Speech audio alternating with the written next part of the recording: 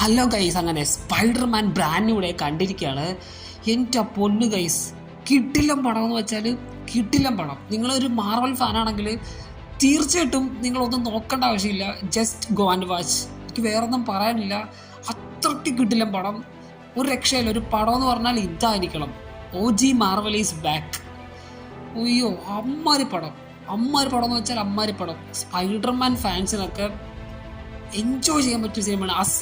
As A Spiderman fan ഞാൻ വളരെയധികം ഹാപ്പിയാണ്. കാരണം സ്പൈഡർമാനെ ഇങ്ങനെ തന്നതിൽ എന്ത് രസമെന്ന് പറയാം. പുള്ളിനെ കണ്ടോണ്ടിരിക്കാൻ തന്നെ നമുക്ക് ഈ പടം പോയി കാണാം. അത്രയ്ക്ക് നല്ല രസമാണ് പുള്ളിയെ കണ്ടോണ്ടിരിക്കാൻ തന്നെ ഈ സിനിമയ്ക്കകത്ത്.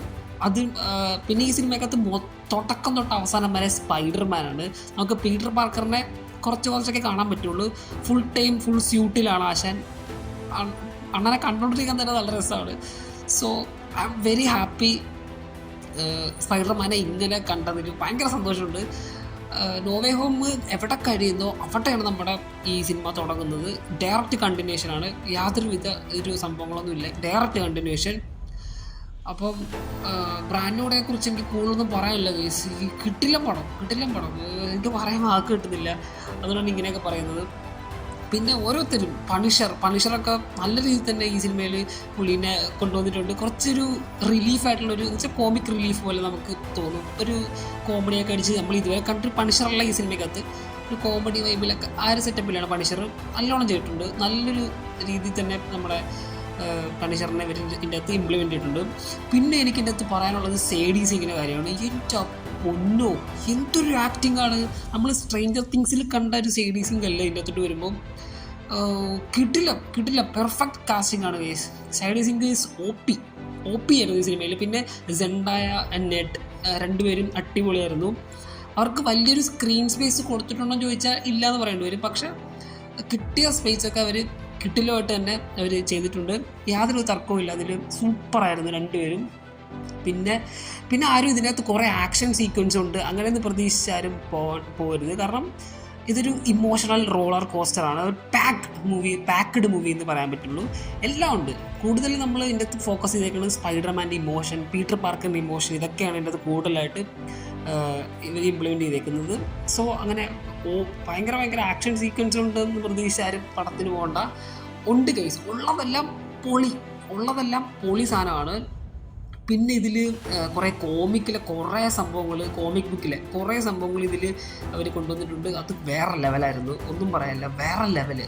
പിന്നെ സ്പൈഡർമാൻ PS5 ഗെയിമില്ലേ ഗെയ്സ്, അത് കളിച്ചിട്ടുള്ളവർക്ക് ഈ സിനിമ ഉണ്ടല്ലോ എൻജോയ് ചെയ്യാൻ പറ്റും, നല്ല രീതിയിൽ എൻജോയ് ചെയ്യാൻ പറ്റും. കാരണം സ്പൈഡർമാൻ്റെ POVയിലൊക്കെ നമ്മളിങ്ങനെ ഇതിൻ്റെ അകത്ത് ഇങ്ങനെ ഒരു ക്യാമറ ആംഗിളുണ്ട്. സ്പൈഡർമാൻ്റെ POVയിൽ ഇങ്ങനെ വെബ് സ്വിം ചെയ്ത് പോകുന്ന സാധനമൊക്കെ അത് OP സാധനമായിരുന്നു, നല്ല രസമായിരുന്നു. നമ്മൾ ഇതുവരെ കാണാത്ത കുറേ ക്യാമറ ആംഗിൾസൊക്കെ ഈ പടത്തിൽ അവർ കൊടുത്തിട്ടുണ്ട്. അതൊക്കെ വേറെ ലെവലെന്ന് വെച്ചാൽ വേറെ ലെവൽ. പിന്നെ ഇതിൽ നമ്മുടെ ടോം ഹോളണ്ട്, മൈ ഗോഡ്, എച്ചാതി ആക്ടിങ്.